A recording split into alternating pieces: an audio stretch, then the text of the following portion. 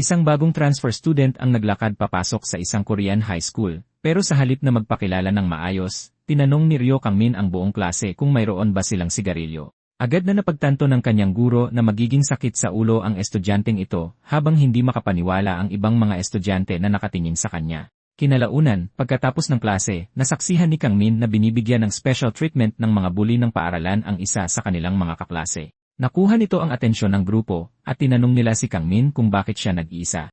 Sinabi ni Kangmin na kararating lang niya galing ibang bansa, at wala siyang alam tungkol sa buhay estudyante sa Korea. Wala siyang mga kaibigan, walang koneksyon, at walang ideya kung paano karaniwang kumilos ang mga estudyante. Dahil dito, mabilis niyang nakuha ang atensyon ng grupo ng mga delinkwente sa paaralan. Tinanong siya ng kanilang pinuno kung may kilala ba siyang sikat na manlalaban galing Dijon.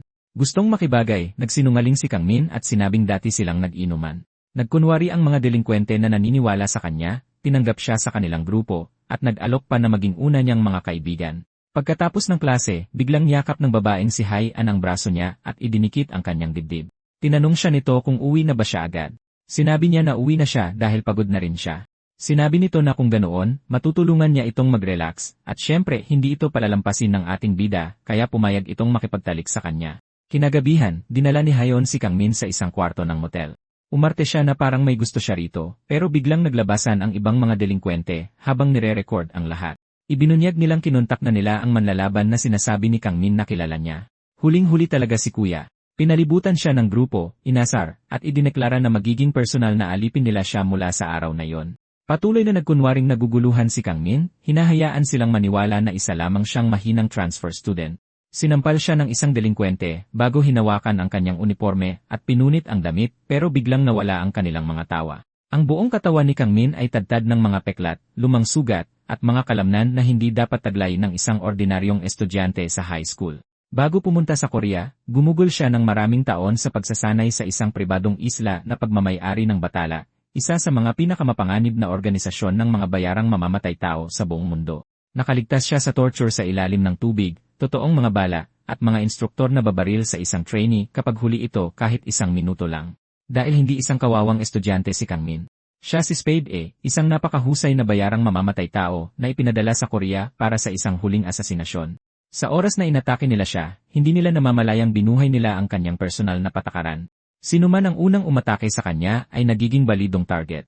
Itinaas ni Kangmin ang kanyang kamay at nagbitaw ng isang sampal na nagpalipad sa lalaki papunta sa ibang universo bago bumagsak sa sahig. Gayunpaman, ayaw ni Kangmin na maunang umatake. Kalmado siyang naghintay na bigyan siya ng dahilan. Nang ihampas ng isang estudyante ang fire extinguisher sa kanyang ulo, sinalo ni Kangmin ang tangke ng isang kamay lang at nilamukot ito na parang basyong lata. Pagkatapos ay hinawakan niya ang umatake sa mukha at ibinaon ang ulo nito sa kama. Ang sumunod ay hindi isang laban. Ito ay isang leksyon. Isa pa ang sinipa palabas papunta sa lababo ng banyo. Sumugod ng may buong kumpiyansa ang kanilang pinakamalakas na manlalaban, isang dating elite prospect, pero tumalsik lang siya diretsyo sa pader at namilipit ang kanyang katawan na parang pretzel. Siguro nagtataka kayo kung bakit umabot sa ganito. Balikan natin ng kaunti. Kanina lang, nakatayo si Kangmin sa isang intersection habang suot ang kanyang uniforme at na-stress sa bansang ito.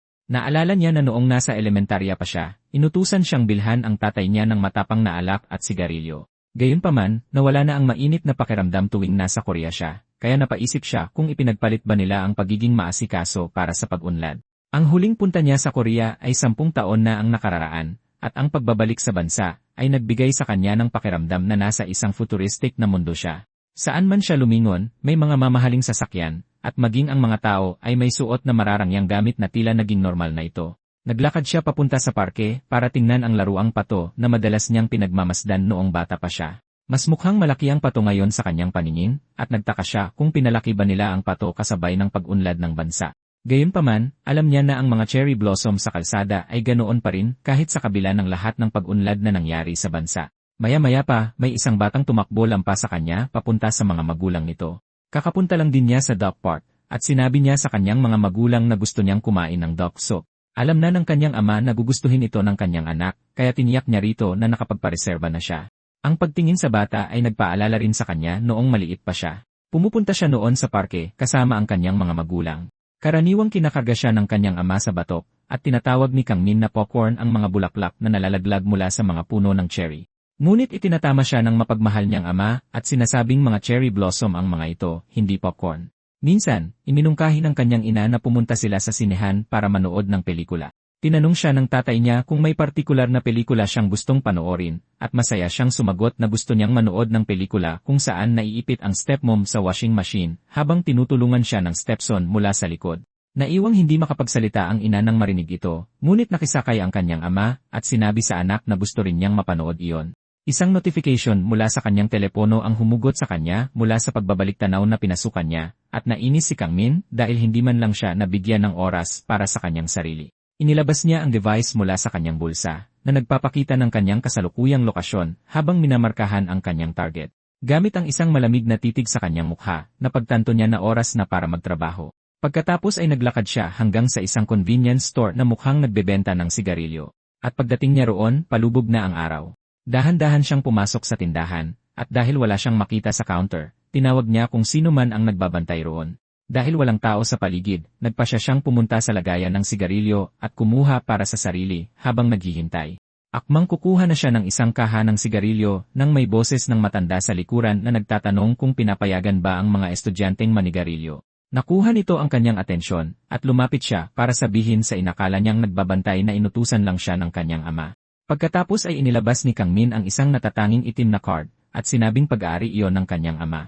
Ipinatong niya ang card sa mesa at sinabing i-charge na roon ang para sa susunod na 36 na buwan, pero sa wakas ay sumagot ang lalaki na isa rin siyang customer doon.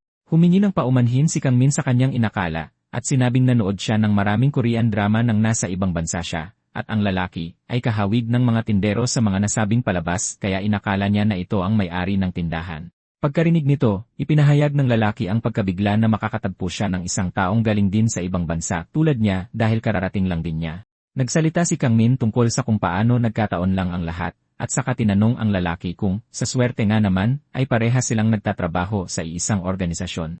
Sasabihin pa lang sana ni Kang Min ang kanyang trabaho bilang isang bayarang mamamatay tao nang ihawi ng lalaki ang isang pocket knife papunta sa kanya. Napakabilis ng paghawi ng lalaki sa kutsilyo, kaya tila katapusan na ni Kang Min at matatapos na sana ang kwento sa unang kabanata pa lang. Gayunpaman, nang humupa na ang lahat, makikitang nasangga ni Kang Min ang atake gamit ang isang pakete. Tinanong siya ng lalaki kung nandoon ba siya para patayin siya, at mumiti si Kang Min, pinupuri ang kutob nito at sinabing hindi ito hangal para sa isang taong nagtaksil sa organisasyon. Iniunat niya ang kanyang kamay papunta sa kabinet ng tindahan at hinawakan ang lalaki sa lalamunan para ihagis ito sa malayo. Habang sinasabi na halata namang nandito siya para patayin ito dahil pinaslang nito ang maraming operatiba ng organisasyon.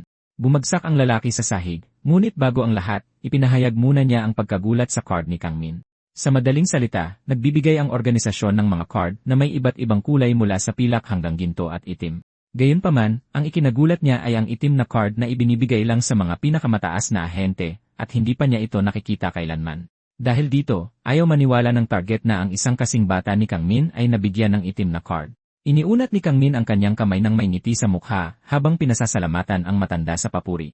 Pagkatapos ay tinanong ng target ang batang assassin kung nasaan ang kanyang sandata, at naging dahilan iyon para maguluhan siya. Hindi makapaniwala ang target na talagang hinabol siya ni Kang Min nang walang dalang sandata, kaya sumagot ito na kinumpiska ang sandata niya sa airport. Ikinagulat ito ng target dahil hindi niya inasahan na magiging ganito kapabaya ang isang may-ari ng itim na card. Habang kinakausap niya si Kang Min, inilalabas na ng target ang isa sa kanyang mga natatanggal na patalim. At habang sinasabi niya kay Kang Min na ang unang panuntunan sa asasinasyon ay ang pagkakaroon ng sandata, hinagis niya ang patalim patungo sa kanya. Tulad ng dati, kalmadong tumugon dito si Kang Min at hinawakan ang patalim bago pa man ito umabot sa kanyang ulo. Nagpatuloy ang target sa kanyang hindi hinihinging leksyon, at ibinunyag na ang ikalawang panuntunan ay isang sorpresang pag-atake. Gamit ang panuntunang kakabanggit lang niya, naglunsad siya ng sorpresang atake na tamang-tama ang asinta sa leg ni Kang Min. Ngunit madaling hinawakan ni Kang Min ang kamay nito, bago pa man siya magkaroon ng maliit na pagkakataon na masugatan siya. Tinitigan ni Kang Min ang mga mata ng kanyang target at tinanong kung bakit nagtaksil sa organisasyon ang isang ahente na kasing galing niya kahit na malamang ay marami siyang napakinabangan mula sa kanila. Interesado siyang malaman kung bakit nagtaksil ang lalaki sa kanila, at sumagot ito ng mukhang palaisipan na nagsasabing lata. Dahil madaling makutuban si Kang Min, lumingon siya sa likuran para makita ang isang lata ng pagkain na nahiwa. Ipinagpatuloy ng target ang pagsasalita na sa bawat araw na nagtatrabaho siya para sa organisasyon ay pakiramdam niya'y nakakulong siya sa loob ng isang lata. Inilayo niya ang kanyang sarili at pagkatapos ay naglunsad muli ng atake na may intensyong isaksak ang kanyang patalim sa leg ni Kang Min. Ngunit naiwasan niya ang saksak at nasangga ito gamit ang latang kapupulot lang niya mula sa kabinet. Humiwa ang patalim ng target sa lata, at ang tanging natira sa kamay ni Kang Min ay ang takip nito. Pinuri ng batang asasin ang paggamit ng metapora ng kanyang target, at inasar ito kung siya ba ang reinkarnasyon ni Shakespeare. Naging mas padalos-dalos lang ang target habang sunod-sunod siyang umaatake kay Kang Min. Buong lakas siyang humawi rito para hiwain siya, ngunit nasangga ni Kang Min ang lahat habang nag-iwan ng mga kislap ng liwanag ang kanilang sagupaan sa loob ng madilim na kwarto. Habang abala sila sa pagpapalitan ng suntok, patuloy ang target sa kanyang pilosopikong panayam, inihahayag na ang pagsunod sa bawat gusto ng organisasyon ay hindi ang tamang paraan ng pamumuhay dahil para na rin itong impyerno sa lupa. May bakas ng pag-aalala sa kanyang mukha nang banggitin niya ang kagustuhang maging malaya kaya niya pinagtaksilan ang organisasyon. Papatindi ng papatindi ang laban habang sila ay nakakandado sa isa't isa. Muntik nang makatama ang target, pero ang kurbata lang ni Kang Min ang naputol niya. Sa isang klasikal na standoff, baliw na nagpalitan ng atake ang dalawa. Nagawa ng target na hiwain ang batang asasin sa likod, mula sa kanyang kanang balikat, habang hiniwa naman ni Kang Min ang pisngi ng target gamit ang takip ng lata. Tinanong siya ng batang asasin kung may naiwala ba siya dahil imposibleng maging ganito siya kawala sa sarili kung nasa kanya na ang lahat. Kalmadong sumagot ang target na may nakabaon na takip ng lata sa kanyang mukha na nawala ang pamilya niya. Sinabi niyang pinatay ng organisasyon ang pamilya niya at habang kinukwento niya ang kanyang pamilya, may larawan ng isang pamilya na nakapatong sa counter.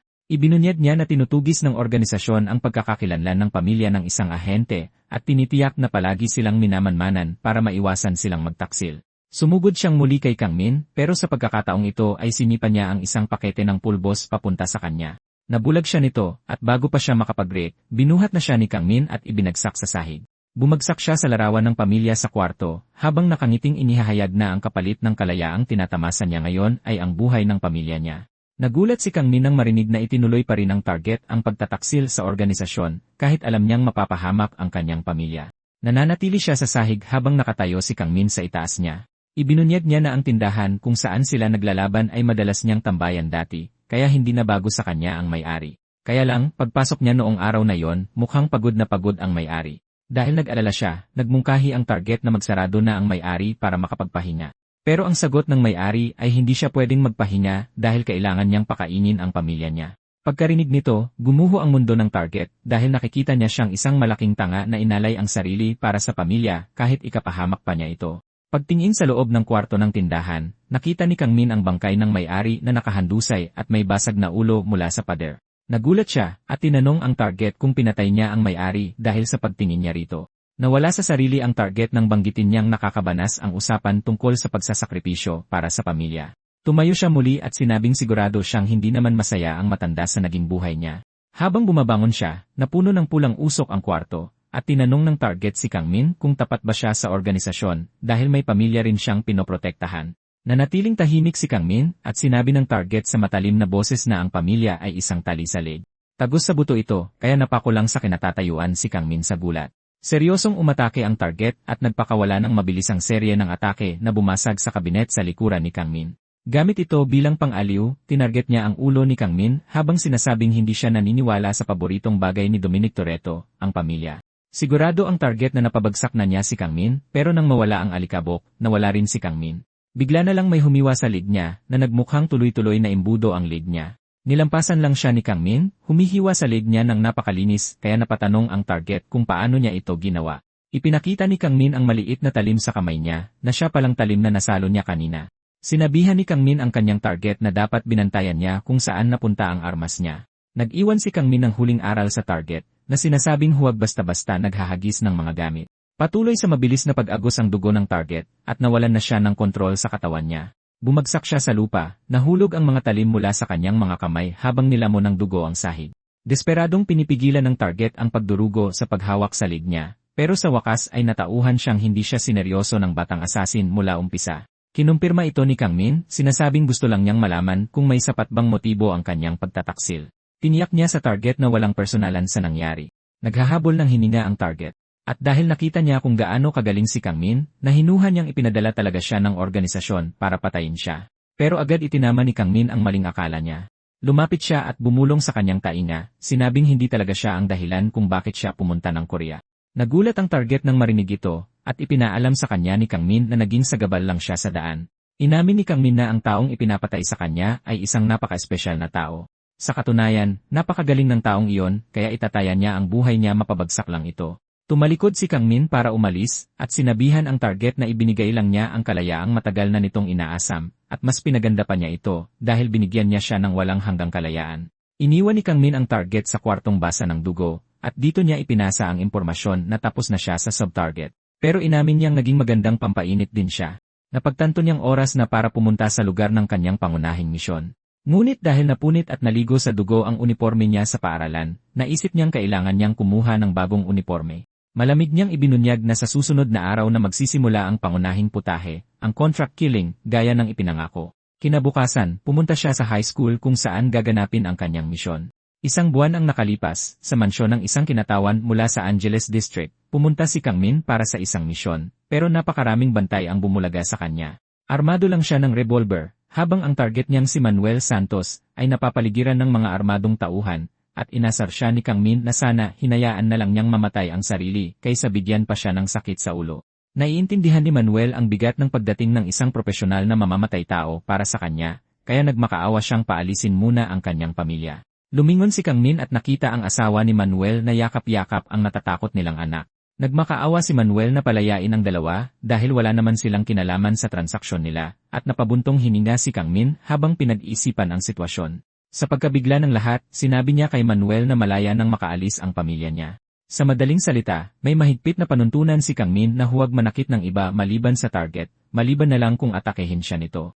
Nang marinig ito, inutusan ni Manuel ang mga bantay niya na asintahin siya. Minata ni Manuel si Kang Min, sinabing dahil masyado siyang malambot, hindi siya karapat-dapat na maging B-grade na kontratista. Pinagtawanan niya si Kang Min, at sinabing natakot siya dahil inakala niyang nanggaling talaga siya sa batala. Pagdating sa batala, isa itong pasugalan para sa mga mayayaman, kaya pugad ito ng pusta ng malalaki. Pero sa likod ng inakala ng lahat na ordinaryong kasino, may natatagong katotohanan. Lumalabas na lantaran silang nagbibigay ng mga kontrata para pumatay, at walang magawa ang gobyerno laban sa kanila. Dahil sa kanilang reputasyon at impluensya, nakatanggap sila ng kontrata para ipapatay si Manuel. Nilatag ng blonde na dealer ng kasino ang mga baraha sa harap ng kliyente at inutusan itong pumili. Ipinaalam niya rito na ang barahang pipiliin niya ang magdedetermina ng ranggo ng kontratista, at sumagot ang kliyente na alam na niya ito. Pumili ang kliyente ng inaakalang pinakamataas na baraha, ang spade day. Bumilib ang dealer sa napili niya, pero ipinaalam niya na nakakabaliw ang taas ng komisyon para sa spade day. Gayunpaman, walang pagdadalawang isip ang kliyente, dahil naghanda na siya ng sandamakmak na kayamanan bilang pambayad. Ipinaalam niya sa dealer na gusto niyang matapos agad ang trabaho. Bumalik sa mansyon ni Manuel, naubos na ni Kang Min ang lahat ng mga bantay at nagtanim na siya ng bala sa ulo nito. Nagsindi siya ng sigarilyo sa gitna ng gulo at inulit na sinabi lang niyang wala siyang sasaktan maliban sa target kung hindi muna atake sa kanya. Nandoon pa rin ang asawa ni Manuel, nanlilisik ang mga mata sa takot sa natitira sa pamilya niya. Nilapitan siya ni Kang Min para makiramay sa pagkamatay ng asawa niya. Habang naglalakad palayo, sinabi niya sa babae na pagbabayaran din niya ang mga kasalanan niya balang araw. Bumalik sa kasalukuyan, pumasok si Kang Min sa klase, pero imbes na magpakilala ng maayos, nagpasiklab na lang muna siya ng tanungin kung mayroon bang yosi ang sinuman. Kahit ang guro ay ramdam ang matinding aura niya, kaya tinanong siya kung sino siya dahil mukha siyang tipo na babaliwalain ang otoridad nito. Simple lang na sinabi ni Kang Min na siya ang bagong lipat, kaya sinabihan siyang magpakilala na. Matapos iyon, nagpakilala si Kang Min, inihahayag na taga-Daejeon siya, pero lingid sa kaalaman ng lahat, galing talaga siya sa Batala, isang organisasyon ng patayan. Nag-enroll siya sa high school para makakuha ng magandang tsansang mapalapit sa target niya, kaya siya nagpunta sa South Korea. Dahil ligtas na bansa ang South Korea, alam ni Kang Min na kailangan niyang humanap ng paraan para matumbok ang target ng sa pinakanatural na paraan. Nakatago sa kanyang mensahe ng pagpapakilala ang totoong motibo niya, pero walang sinuman ang nakahalata. Bago siya umalis, ibinigay na ng blonde na dealer ang mga impormasyong kailangan niya.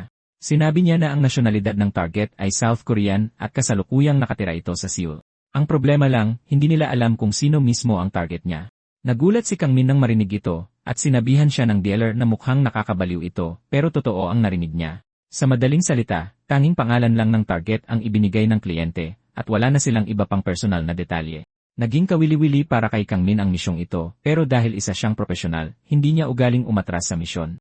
Dahil sa mga nakalap niyang impormasyon, dumiretso siya sa silid-aralan ng kanyang target. Pero pagkatapos niyang magmasid sa klase, napansin niyang wala man lang doon sa paaralan ang target. Iniisip niya kung ano ang susunod na hakbang nang marinig niya ang dalawang estudyante na nag-aaway kung sino ang dapat na tumabi. Kumapit ang estudyanteng may tatoo sa pinto at sinipa ang isa sa may pader. Pagmasdan ng malapitan, mukhang ang estudyanteng may tatoo ang leader ng isang grupo ng mga siga, at nakita agad ng babae sa kanila na si Choi Hayon si Kang Min sa di kalayuan. Tinawag niya ang pansin ng kanyang grupo, at tinanong siya ng lalaking may tatoo kung mag-isa lang siya. Sumagot si Kang Min na nag-iisa lang siya dahil wala siyang mga kaibigan, pero sa totoo lang, naiisip na niya ang plan E niya. Akalain mo't nakasundo ni Kang Min ang mga siga, at dinala nila siya sa lihim nilang taguan kung saan sila pwedeng manigarilyo at gumawa ng kung ano-ano. Tinanong ng leader si Kang Min kung talagang taga-Daejeon siya, at sumagot siya ng. Pagkatapos ay tinanong siya nito kung kilala niya ang isang taong nagngangalang Lee Seung-won, ang siga ng Daejeon. Naisip ni Kang Min na sinusubukan lang siya at handa siya rito.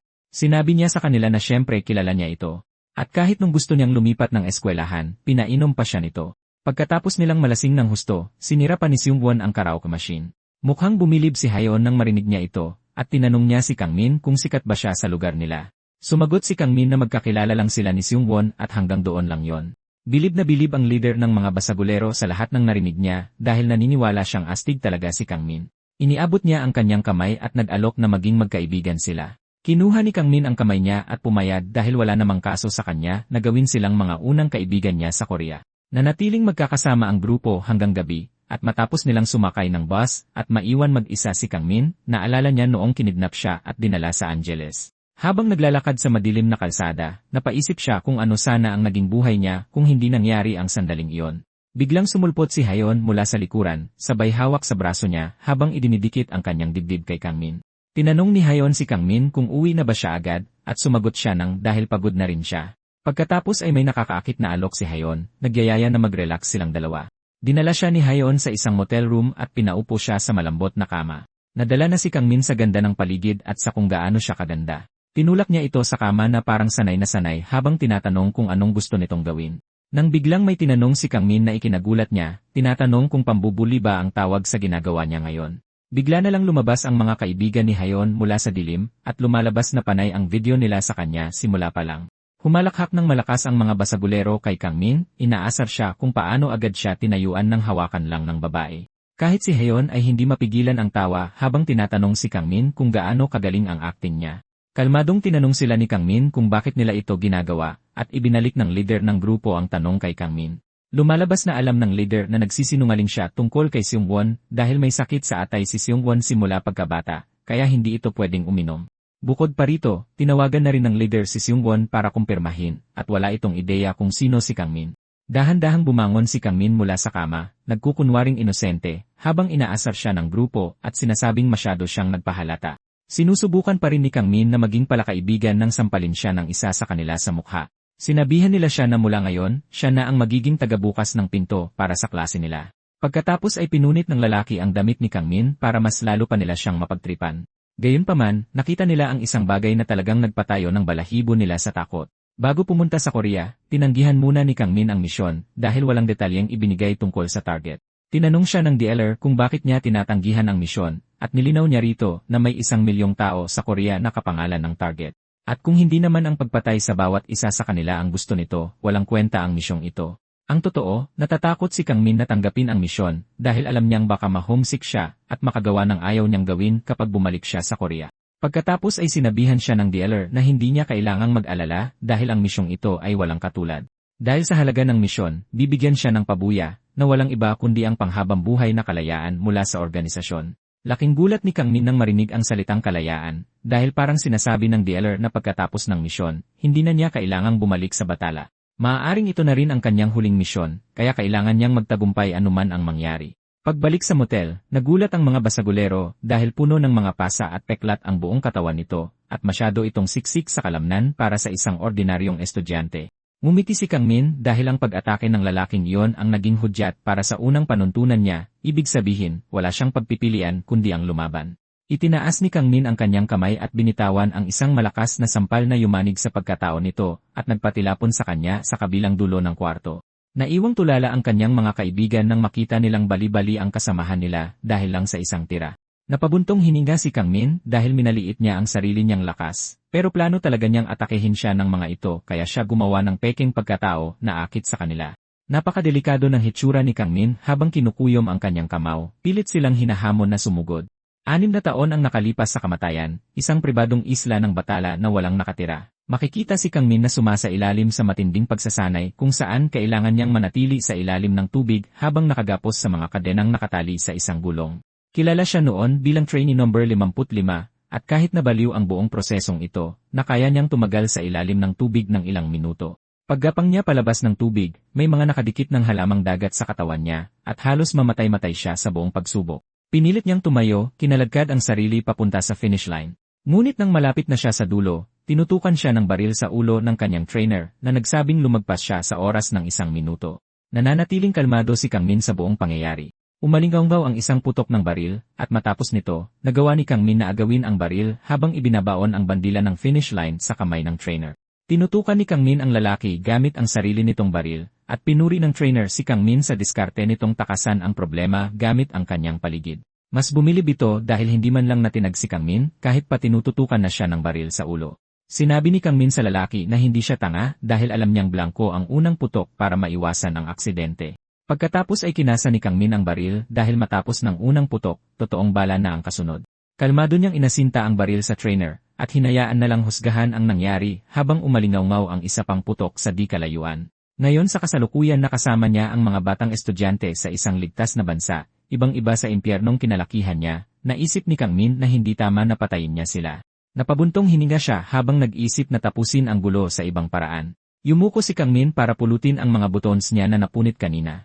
At habang ginagawa ito, naghahanap siya ng dahilan dahil ayaw niya sa sitwasyon na magmumukhang inosente ang binubugbog niya. Gusto ni Kang Min na lumabas na inatake siya ng mga ito, at nararapat lang sa kanila ang matitikman nila. Tinalikuran sila ni Kang Min at dinampot ng isa sa kanila ang isang fire extinguisher. Inasar ng lalaki si Kang Min na nag-aalala pa siya sa uniform niya malapit na siyang ipadala sa ospital. Inihampas nito ang extinguisher sa kanya sabay tanong kung may health insurance ba siya. Ginulat siya ni Kang Min nang madaling saluhin at pisain nito ang extinguisher gamit lang ang isang kamay. Natigilan ng lalaki dahil literal na pinisak ni Kang Min ang tangke gamit ang kanyang mga kamay. Pinagpatuloy ni Kang Min ang kanyang plano na walang iba kundi ang magpakitang gilas. Hinawakan niya sa mukha ang lalaki at buong lakas na inihampas sa kama para ipakita ang pambihira niyang lakas. Bumaon sa kama ang ulo ng lalaki na ikinagulat ng iba at dito nila napatunayan na hindi basta-basta si Kang Min. Pilit pa rin nilang pinoproseso kung anong nangyayari nang biglang sumulpot si Kang Min sa likuran nila at sinabing may itatanong siya. Nataranta si Hayon at ang kasama niya sa biglaang pagsulpot nito. Sinubukan pa siyang paikutin ni Hayon, tinatanong kung kaya ba talaga nitong manakit ng babae. Hindi sila pinansin ni Kang Min at tinanong sila tungkol sa isa pa nilang kaibigan na nag-cutting classes. Kinorner ni Kang Min ang isa sa kanila, tinatanong kung saan nagpunta ang lalaking iyon. Nanginginig na tinanong ng basagulero si Kang Min kung bakit niya gustong malaman, at sumagot si Kang Min ng may pananakot, tinatanong ang lalaki kung may rason ba para hindi siya magtanong. Nagdesisyon ang lalaki na tumakbo palayo, at sinabing bubugbugin pa rin naman siya nito kahit pa sumagot siya. Kumaripas ng takbo ang lalaki papasok sa banyo, at malakas na ibinagsak ang pinto. Gayunpaman, sinundan siya ni Kang Min sa loob ng banyo, at sinabihang hindi niya ito gagalawin. Nakakagulat na hindi siya mahanap ni Kang Min sa loob ng banyo, at bigla na lang sumulpot ang lalaki mula sa likuran niya. Ipinulupot nito ang tubo ng shower sa lig ni Kang Min, sinasabing acting lang ang lahat. Hinigpitan niya ang pagkakasakal habang kampanteng inamin na pangarap niyang maging Best Supporting Actor sa Black Dragon Film Festival. Tuluyang nadurog ang kumpiyansa niya nang pagpira-pirasuhin ni Kang Min ang tubo ng shower. Humarap si Kang Min at sinabi sa lalaki na siya rin mismo ay isang magaling na aktor. Takot na napatingin ang lalaki habang pinakawalan ni Kang Min ang isang malakas na sipa na nagpatilapon sa kanya sa lababo at nagpatulog sa kanya. Ito na ang ikatlong hakbang ng kanyang plano na nakaikot sa pagtatanim ng takot sa mga nang-aapi. Sumigaw sa takot si Hayon at hinawakan niya ang leader, nagsabing tumakas na sila gamit ang scooter nito. Kaswal na tinanong sila ni Kang Min kung bakit aabot pa sila doon kung pwede naman nilang sagutin ang tanong niya. Nagsimulang maglakad si Kang Min papalapit sa kanila, at muntik nang mabaliw si Hayon kakasigaw sa lalaking may tattoo na tumakbo na sila. Kasunod nito, naglakad patungo sa pinto ang lalaki habang ikinukwento kung paano siya naging top prospect sa National Live Team Trials. Inamin ng lalaki na hawak na niya sa palad ang lahat hanggang sa madurog niya ang kanyang kalaban. Nagpakitang gilas siya at dinurog ang door knob bago sumugod kay Kang Min, ipinapakitang sabik siyang makalaban ang isang taong malakas. Sumugod siya kay Kang Min bitbit ang layuning basagin ang ulo nito. Samantala, sa kabilang kwarto, may isang lalaking pasamantala na sana sa isang babae nang biglang bumagsak ang basagulero mula sa pader. Tuluyang nadurog ang lalaki sa pambihirang lakas ni Kang Min na tumapos sa ika-4 na hakbang. Layunin nitong mawalan ng kontrol ang grupo, at may sarili siyang dahilan para pagdaanan ang nakakapagod na mga hakbang na ito. Samantala, sinusubukan na ni Hayon na tumakas, pero pinahirapan lang siya ng leader nang sirain pa nito ang doorknob. Biglang sumulpot si Kang Min sa likuran niya na parang aswang, at tinanong kung anong sinusubukan nitong gawin. Nanigas sa takot si Hayon, pero tinuruan siya ni Kang Min kung paano buksan ang pinto, at bahagi pa rin ito ng kanyang plano. May plano siyang kapag naramdaman na nila ang matinding takot, magpapakita siya ng awa. Bumagsak si Hayon sa sahig at nagmakaawa kay Kang Min na pakawalan siya, at sinabi ni Kang Min na wala siyang balak na saktan siya, pero may isa lang siyang pabor na hihilingin. Hinaplos ni Kang Min ang buhok niya, at sinabing sa lahat ng tao sa kwarto, siya lang ang makakagawa ng gusto niya. Tinanong siya ni Kang Min kung gagawin niya ang gusto nito, at takot siyang sumagot ng. Ang unang tanong ni Kang Min ay tungkol sa nawawalang estudyante. Samantala, sa isang underground bunker, nagkakasiyahan ang mga siga matapos ang isang matagumpay na pang-blackmail mission. Sobrang nag-enjoy ang boss ng grupo habang kumakain ng baka, at buong pagmamalaking sinabi na ang sarap ng buhay nila. Tinawag ng isa sa mga siga ang pansin ng boss niya sa dami ng traffic na nakuha nila, at sinabing baka matrack sila ng mga pulis. Nag-suggest siya na lumipat na agad sila ng base, pero siniguro ng boss na walang dapat ipag-alala dahil nakuha nila ang video sa Telegram at nasa ibang bansa ang mga server. Mayabang na sinabi ng boss sa tauhan niya na ligtas ang opisina nila at kahit ang ni ay hindi sila mahahanap. Hindi pa niya natatapos ang sinasabi niya nang makarinig sila ng katok sa pinto. Inutusan ng boss ang isa sa mga tauhan na buksan ang pinto, at pagkabukas niya, nakita niya ang isang lalaking may kakaibang shirt na pumasok sa kwarto. Ang lalaki ay si Jang Hyun-soo, isang lalaking blonde ang buhok at ang unang tanong niya sa grupo ay tungkol sa video. Gusto niyang malaman kung sa kwartong iyon nanggaling ang video, at dahil hindi mukhang pulis si Hyun-soo, tinanong siya ng boss kung sino siya. Hindi pinansin ni Hyun-soo ang tanong nila at sinabing gusto lang niyang ipabura sa kanila ang video, pero ikinagalit ito ng pinakamalaking lalaki sa grupo. Susugurin na sana niya si Hyun-soo nang umalingaw-ngaw ang isang malakas na putok sa buong kwarto. Tumalsik ang dugo kung saan-saan habang gulat na tinakpan ng iba ang kanilang mga tainga. Nang mapagtanto nila kung ano ang nangyayari, binaril na ni Hyun-soo sa ulo ang malaking lalaki. Nagpanik ang grupo nang mapagtanto nilang kalaban nila ang isang baril, pero kalmadong pinunasan ni Hyun-soo ang dugo sa bibig niya habang inuulit ang utos na burahin ang video. Maya-maya pa ay napagtanto ng boss ng grupo na hindi iyon totoong baril at nakatayo na ulit ang malaking lalaki. Sinubukan niyang hablutin si Hyun-soo mula sa likod pero sa mukha naman siya na baril ngayon. Sa pagkakataong ito, na-realize na ng grupo na isa lang itong high-powered na Yegon. Dahil naniniwala silang wala silang dapat katakutan, sabay-sabay silang sumugod sa kanya. Naging masamang desisyon ito dahil pare-pareho silang nabasag ang ulo. Nilalagay na ng boss ang lahat ng pera niya sa loob ng bag nang ma-realize niya na naubos na ang mga tauhan niya. Sumulpot si Hyun-soo sa likod niya at tinutukan siya ng baril sa ulo, sinasabing burahin ang video kung ayaw niyang matulad sa mga kasamahan niya. Dahil pagbubura lang ng video ang kailangan, itinuro ng boss ang isang hard drive sa kwarto, at sinabihan si Hyun-soo na bunutin at sirain ito. Pero gustong malaman ng boss kung bakit pinapahirapan ni Hyun-soo ang sarili niya. Tinanong niya kung binayaran siya ng biktima, pero dito galit na ibinunyag ni Hyun-soo na siya mismo ang nasa video. Dahil sa maliit niyang pipino, na kumalat na sa buong internet, nauwi rin si Hyun-soo sa pagpatay sa boss. Lumalabas na si Hyun-soo ang estudyanteng itinatanong ni Kang Min, at alam din nito ang paggamit niya ng Yegon. Pero iba ang kaso kay Kang Min na may buong armory sa kwarto niya. Kinabukasan sa eskwelahan, naging mga tau-tauhan na ni Kang Min ang mga siga dahil sa bugbog na inabot nila kahapon. Si Hayan lang ang walang galos sa mukha, at tinanong niya si Kang Min kung bakit gusto nitong makipagkita sa kanila. Sinabihan siya ni Kang Min na gusto niyang tapusin ang pag-uusap nila kahapon.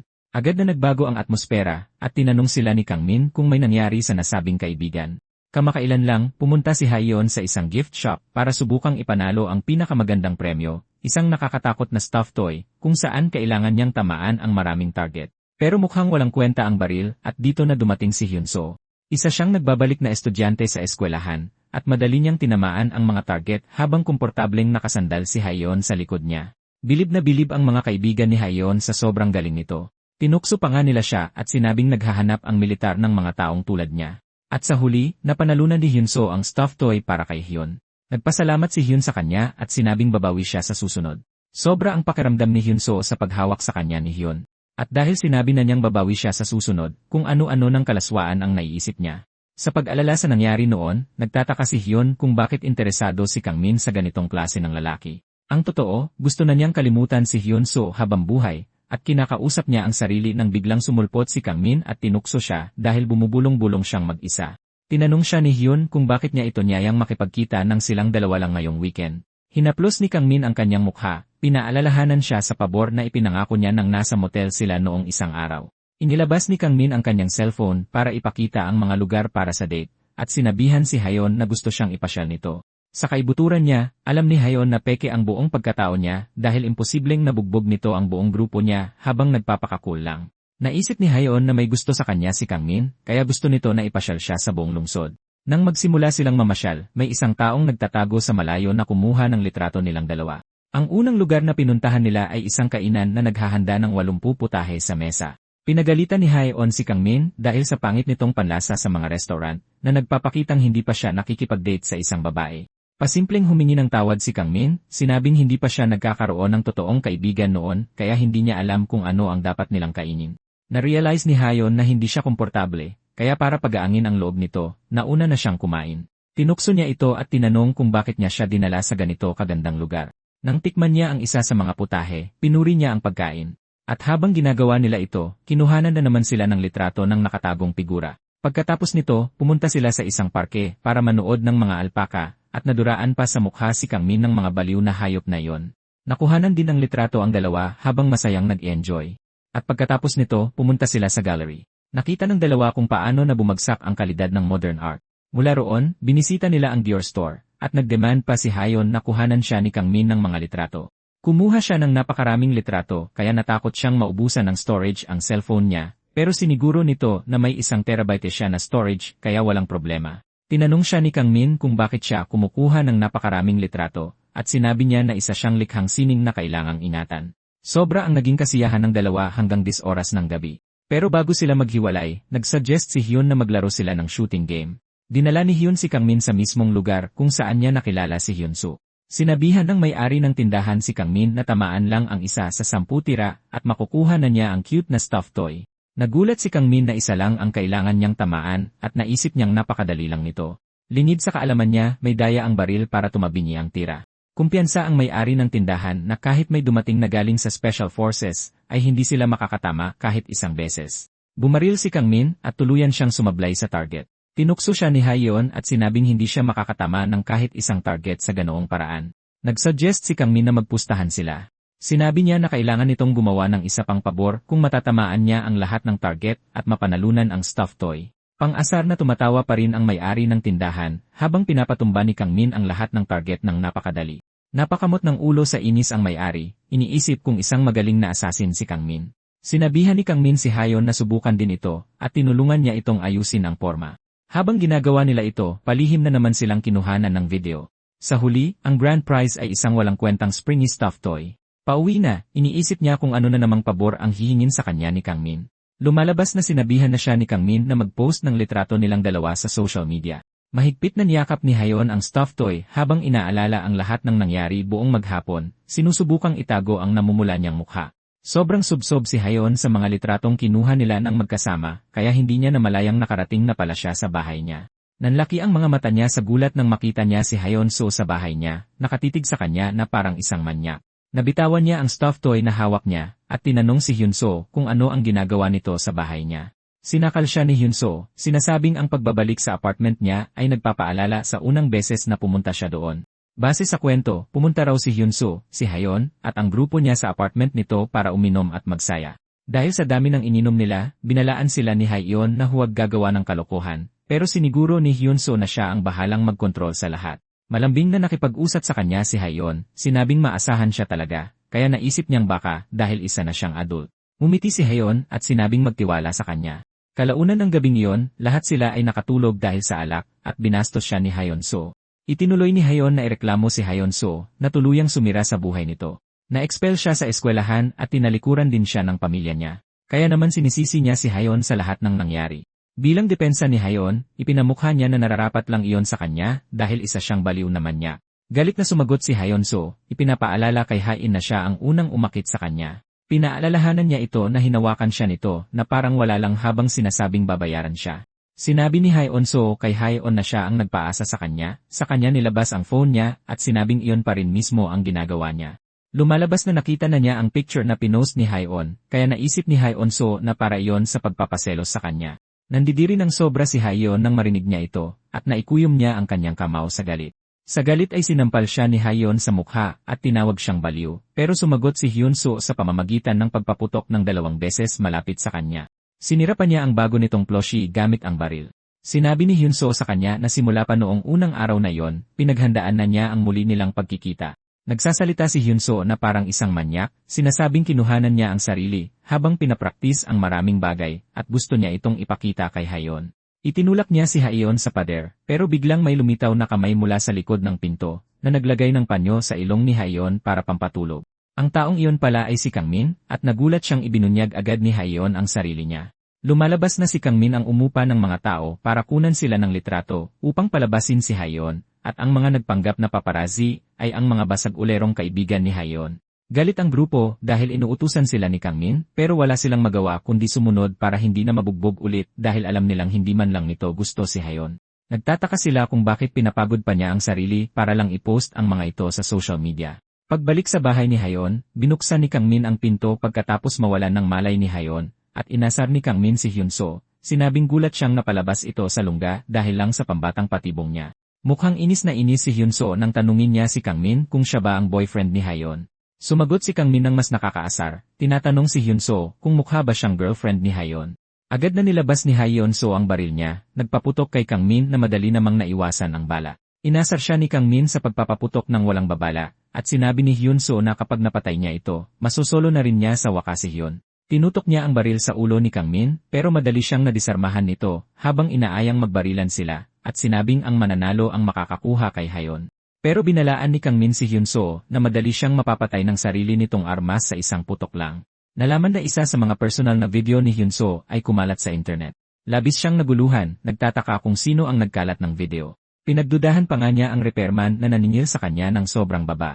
Pinag-iisipan niya ito nang pumasok siya sa kwarto niya, at may nadatnang isang estrangherong may hawak na baril na nakaupo roon at kinakausap siya tungkol sa video niya. Sinabi ng lalaki kung gaano kakilabot ang buong pangyayari dahil kinuhanan lang naman niya ang sarili, habang pinapraktis ang iba't ibang estilo, habang itinatama rin ang sarili niya. Lumalabas na ang baril na hawak ng estranghero ay baril ni Hyunso, na nahanap niya sa kwarto, at sinabi ng lalaki na siya mismo ang perpektong taong hinahanap niya. Sawa na si Hyunso sa pananalita ng lalaki, kaya nilapitan niya ito sa mukha at pilit na tinanong kung sino siya. Ibinunyag ng lalaki na nagtatrabaho siya para sa isang organisasyong tinatawag na The Network, at nagbibigay sila ng nilalaman para sa publiko upang kumita. Ang estranghero ay parang isang ahente na kumukuha ng mga taong tulad ni Hyunso. Sinabi ng ahente kay Hyunso na marami siyang eskandalo sa internet kaya nakakawiling panoorin ang pagkatao niya. Dahil dito, inalok siyang sumali ng lalaki. Ngayon sa kasalukuyan, natagpuan ni Hyunso ang sarili sa isang paligsahan ng barilan laban kay Kangmin. Dahil inaangkin ni Kangmin na nakakamatay sa isang putok lang ang baril niya, hinamon siya ni Hyunso na barilin siya. Tinulungan pa nga niyang itutok ang baril sa ulo niya habang pilit na pinapagalit si Kangmin. Nagpaputok si Kangmin, kaya tumalsik ang lalaki sa kabilang dulo ng kwarto dahil sa matinding sakit na hindi niya mailarawan. Lumalabas na rubber bullet iyon, pero nagmaang-maangan si Kangmin na parang hindi niya alam kung ano ang laman ng baril. Sinabi niya kung paano i-deliver sa kanya ang bala at inasahang totoo ang mga ito, pero sinabi sa kanya ni Hyunso na hindi sila kailanman nagde-deliver ng mga totoong bala. Dumukot si Hyunso sa bulsa ng jacket niya para ilabas ang isa pang baril, na pinaputok niya sa ilalim ng jacket niya, umaasang mabibigla niya si Kangmin. Gayunpaman, naiwasan ni Kangmin ang bala habang sinasabi kay Hyunso na sobrang halata ng tindig niya. Bumaril ulit si Hyunso kay Kangmin pero nakaiwas ito, kaya ang tinamaan at nasira ay ang laruang nakapatong sa kabinet na unang napanalunan ni Hayon kasama ni Hyunso. Nagulat si Kangmin sa lakas ng baril, kaya napatanong siya sa sarili kung laruang baril ba talaga ang gamit ni Hyunso. Naisip ni Kangmin na isang profesional ang gumawa ng baril at hindi si Hyunso. Binaliwala siya ni Hyunso at nagpatuloy sa pagpapaputok, umaasang matatamaan si Kangmin pero patuloy lang sa paggalaw si Kangmin para iwasan ang lahat ng ibinabato niya rito. Pagkatapos ay nagtaka si Kangmin dahil marami ng masamang ginawa si Hyunso gamit ang baril, pero kahit minsan ay hindi pa siya nakukulong. Inasar ni Kangmin si Hyunso, tinatanong kung sinusuportahan ba siya ng isang partikular na organisasyon. Ayon sa mga balita, ang The Network ay isang malaking sindikato ng mga kriminal sa Korea, at ginagamit nila ang mga estudyanteng nakakalat sa buong bansa. Kumikilos sila sa pamamagitan ng maraming maliliit na grupo, kaya napakahirap tuklasin ang totoo sa likod ng organisasyon. Kahit gaano pa man ito kahirap, mapilit si Kangman at tiwala siyang matatagpuan niya sila. At ito ay dahil ang pangunahin niyang target ay nagtatrabaho sa The Network. Napansin ni Hyunso na nawawala sa sarili si Kangman habang naglalaban sila at ikinagalit niya ito. Nilapitan niya ito, itinutok ang baril sa ilalim ng baba niya, at tinanong kung biro lang ba ito para sa kanya. Nagpaputok siya, pero mabilis na nakakilos si Kangmin para itulak ang kamay niya, dahilan para sumala ulit ang putok niya. Kaya hinabol ni Kangmin si Hyunso dahil miyembro siya ng The Network, at ito ang nalaman niya sa gitna ng investigasyon niya. Nagalit si Hyunso dahil palpak ang lahat ng sinubukan niya. Hindi siya makapaniwalang ninakaw ni Kangmin ang babae niya, at may kapal pa ng mukhang asarin siya.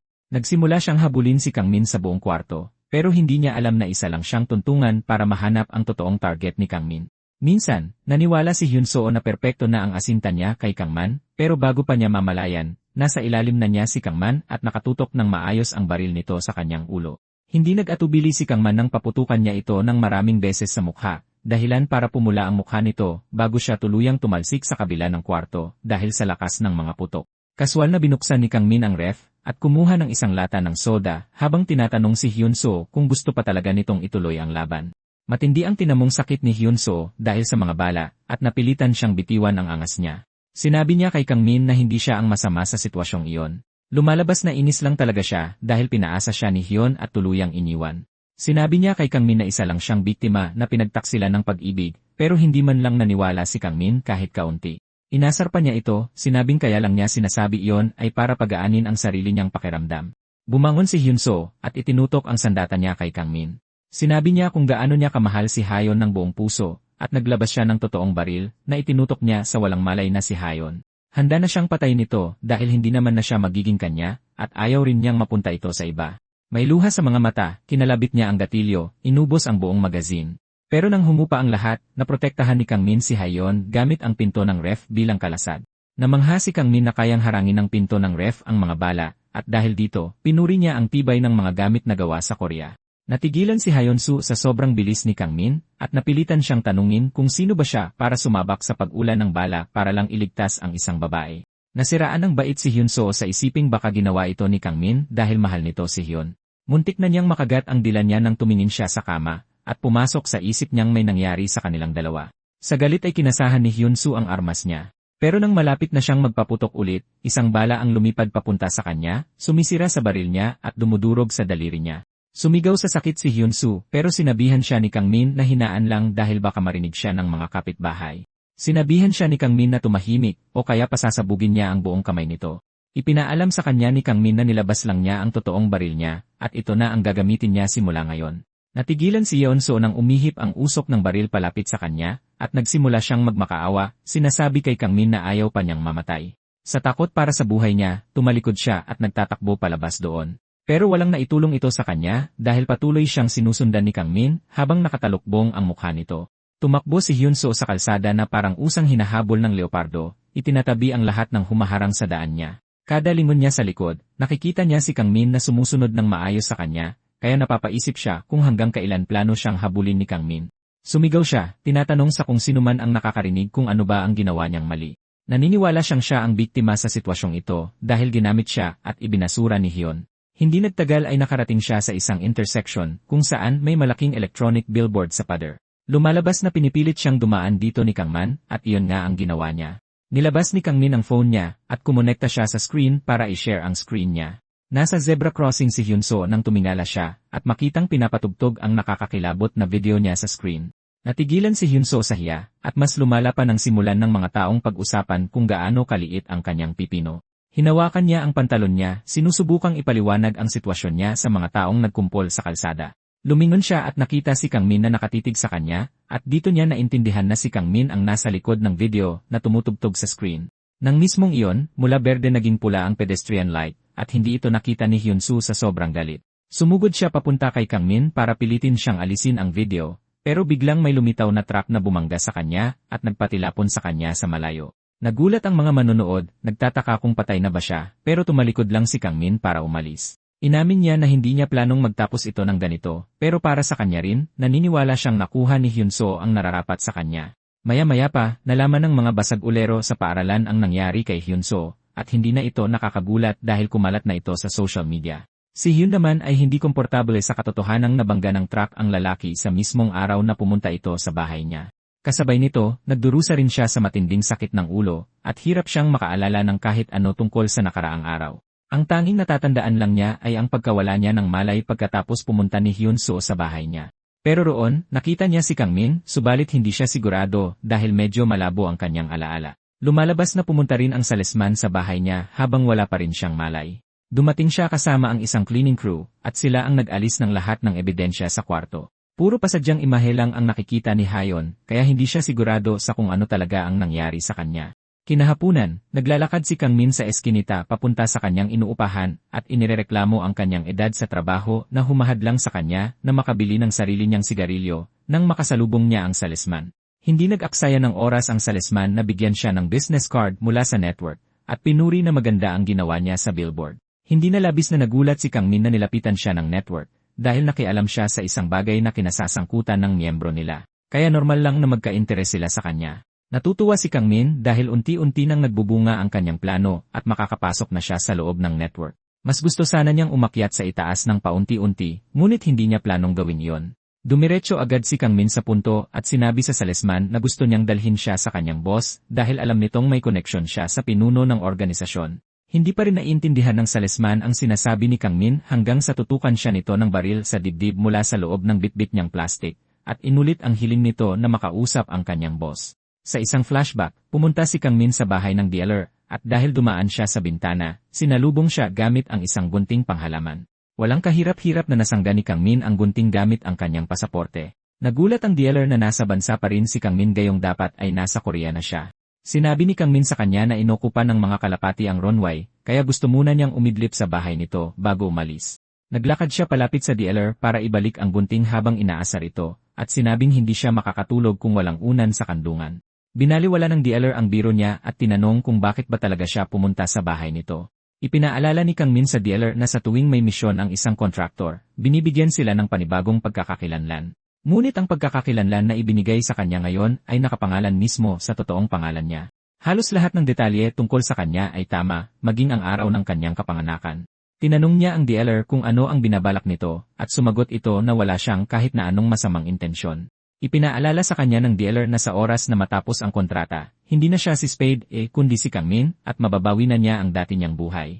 Inamin ni Kang Min na hindi niya naintindihan ang konsepto ng kalayaan na ito. Ginawa niyang halimbawa ang mga panahong nakapatay siya ng mga makapangyarihang tao pero kailanman ay hindi siya binigyan ng pabuya maliban sa pera. Kaya nagtataka siya kung bakit ang kapalit ng buhay ng isang simpleng mamamayan sa Korea ay ang kalayaan niya.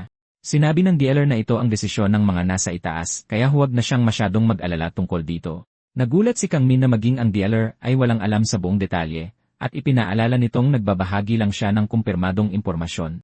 Saka sinabi ng dealer na may plano siyang ipadala sa kanya pagdating niya sa Korea, at iyon ay ang mga detalye ng kanyang target. Nalaman ni Kang Min na ang target ay bumuo ng isang organisasyon na maingat kumilos bilang isang point organization, pero napakakaunting pangalan lang ng mga miyembro ang nakuha nila. Sinabi sa kanya ng dealer na ang una niyang dapat gawin ay lumapit sa isa sa kanilang mga ahente. Nagulat si Kang Min nang malaman ng mga estudyante ang lahat ng target, ngunit binalaan siya ng dealer na huwag magpalinlang dito. Ipinaalam ng dealer sa kanya na ang organisasyon ay malalim na nakaugat sa anino ng lipunan. Pabalik sa kasalukuyan, kalmadong sinabi ng salesman kay Kang Min na hindi niya na kailangan pang manakot, bago tuluyang binaril siya ni Kang Min sa dibdib. Gayunpaman, isa pala itong laruang baril kaya nagulat si Kang Min kung bakit hindi natakot ang salesman. Sinabi ng salesman na mas nakakagulat na may dalang laruan ang isang 17 taong gulang na binatilyo. Tinanong siya ni Kang Min kung paano niya nalaman na laruang baril lang ito, at sumagot ang salesman na imposible namang magkaroon ng totoong baril ang isang high school student. Ibinigay rin niya ang iba pang dahilan at ipinaliwanag kay Kang Min na ramdam niyang mas magaan ito at masyadong peke ang pintura. Sa halip na palampasin ito, inisa-isa pa niya ang lahat ng mali sa baril bago tinanong si Kang Min. Lumapit siya kay Kang Min upang bumulong sa kanyang tainga, at nagtanong kung ano ba ang tunay niyang pakay at bakit siya lumapit sa network. Natigilan si Kang Min kaya napaurong ito habang pinapagalitan ang lalaki dahil sa nakakadiring pagbulong nito sa kanyang tainga. Binaliktad ito ni Kang Min at sinabi sa salesman na ito ang unang lumapit sa kanya dahil nakatambay ito mismong sa labas ng bahay niya. Tumalikod na ang salesman upang umalis, subalit sinabi nitong hihintayin niya si Kang Min kinabukasan sa address na nakasulat sa ibinigay nitong business card. May sinabing nakakakaba ang salesman bago ito tuluyang maglaho. Sinabi niya kay Kang Min na malinaw niyang naamoy ang pulbura sa kanya kahit palaruang baril lang ang dala nito. Lingid sa kaalaman ng lalaki ay may totoong baril na nakasukbit sa likod ni Kang Min, at humanga siyang napansin ng salesman na may dala nga siyang totoong armas. Dahil dito, natukoy ni Kang Min na isa ring contract killer, at hindi isang pangkaraniwang tao ang lalaki. Pagbalik sa kanyang lungga, ibinalita ni Kang Min sa kanyang organisasyon na nakipag-ugnayan na sa kanya ang network. Ipinaalam sa kanya ng dealer na nagbabalak kayo ang network bilang isang illegal na organisasyong puro estudyante, pero sa totoo lang ay isa itong higanteng sindikato ng mga kriminal sa underworld. Ibinunyag ng dealer ang mabigat na katotohanan na ang network ay ang pambansang sindikato ng Korea, kaya katulad lang sila ng batala na nagbabalak kayo namang isang kasino. Karaniwang ginagamit ng network ang mga estudyante bilang panangga upang linlangin ang mga otoridad habang patuloy na ginagawa ang mga lihim na gawain sa ilalim ng lupa. Inamin ng dealer na marami pa rin silang hindi alam tungkol sa network. Idinagdag pa nito na baka sila na mismo ang kumakatawan bilang batala ng Korea. Pinuri siya ng dealer at sinabing nakakabilib na napansin agad siya ng mga ito, ngunit hindi sang-ayon si Kang Min. Sinabi niya sa dealer na sa kabila ng lahat ng pondong ginugol nila sa investigasyon, ay hindi pa rin siya makalapit sa pangunahing target na si Lee Sin. Sinabi ni Kang Min sa dealer na upang maabot ang kanyang target, ay kailangan pa niyang mas pabilisin ang pagkilos. Hindi natutuwa si Kang Min na namatay si Hyun Soo sa isang aksidente dahil nakakuha sana siya ng mahalagang impormasyon mula sa kanya. Subalit, hindi niya alam na buhay pa si Hyun Soo at kasalukuyang nagpapagaling sa isang hospital ward. Nakahiga siya sa kama at galit na galit nang malamang hindi nahuli ng mga pulis si Kang Min na responsable sa paglalabas ng nakakahiyang video niya sa billboard.